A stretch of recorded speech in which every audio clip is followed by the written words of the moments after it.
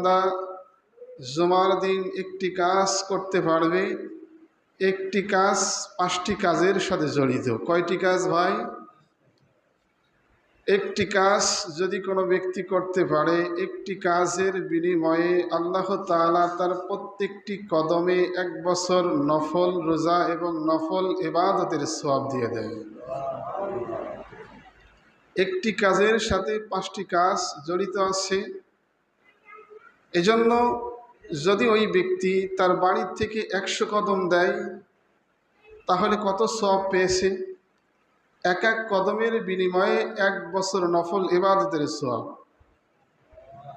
তাহলে যদি 100 কদম দেয় তাহলে কত সওয়াব? এজন্য হাদিস শরীফে নবীজি বলেন, জুমার দিন যদি কোনো বান্দা ঘুম থেকে অতি তাড়াতাড়ি উঠে ফজরের নামাজ পড়ে, এরপরে জুমার নামাজ 2 নম্বর আমল, জুমার নামাজ পড়ার জন্য সে পবিত্রতা অর্জন করলো, অর্থাৎ গোসল করলো। 3 নম্বর কাজ, জুমার দিন ওই বান্দা পায়ে হেঁটে হেঁটে মসজিদে আসলো, কোনো যানবাহনে উঠলো না, কোনো যানবাহনে চললো না। 4 নম্বর, অতি তাড়াতাড়ি এসে সে ইমামের নিকটবর্তী, ইমামের কাছাকাছি বসলো।